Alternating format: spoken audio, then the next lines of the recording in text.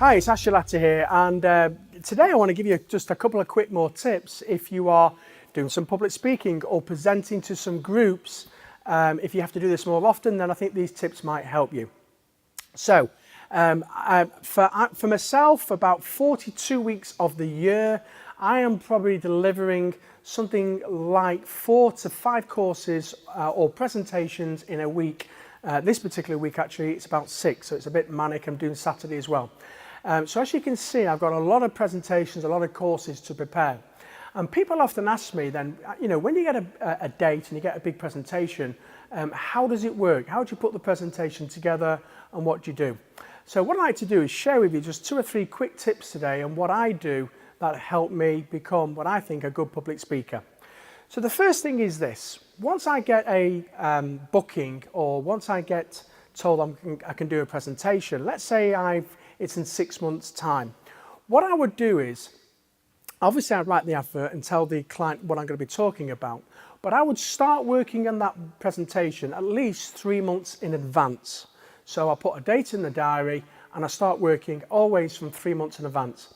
And the reason why I do that is because I want ample time to prepare and get my slides ready. So I never do anything the night before or a week before, which I know a lot of people do. I give myself at least 3 months. Now, what I don't do is lock myself in a room for like 10 hours and get everything ready. What I might do is give it an hour here, an hour there. So for example, this is a presentation I'm now working on for this Saturday. It's 98% there, we're ready to go, but I have been working on that presentation for quite a while. And what I might do is, I might do an hour on a Monday, I might revisit it, an hour on Wednesday evening, and I slot times in and I put it in the diary. And most of these times I would do it either on a train or on a plane somewhere I'm traveling, or often what I might do is actually come in this room here, quiet room, get some inspiration and just work solely on the presentation. But I do it on what I call block time. So the phone goes off, my mobile goes off, and I put a sign up outside saying do not disturb. Because at the end of the day, it's very hard to, once you get going with this, I find my mind works really well concentrated. I can get so much done in just 1 hour. So I don't like to be interrupted. Now, the second most important thing about putting a presentation together is, a lot of people say, well, what sort of the content should I deliver to somebody, or when I'm speaking, or what group it is? So what you need to do then, here's my best suggestion, is find out the people who you're going to be speaking to.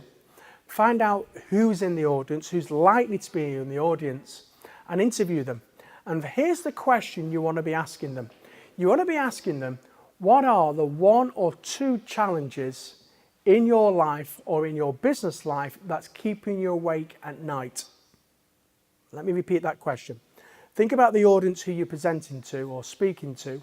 Find out who's going to be in the audience, interview them, and find out what are 1 or 2 of the things or challenges in their life or business life that's keeping them awake at night.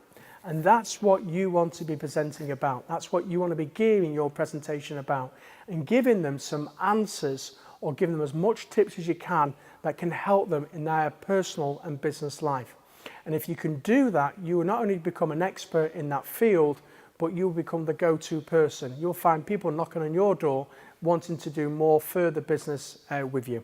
So to leave you with some quick tips here, if you have to do presentations, please start working it weeks or months in advance. Like I said, normally with me it's about 3 months in advance. I might spend 15 hours on a presentation, but it will be spread over a period of time, an hour here, half an hour here. Sometimes I do it on the couch, just watching a football match at my house. Sometimes that could be the right environment, it just works for me.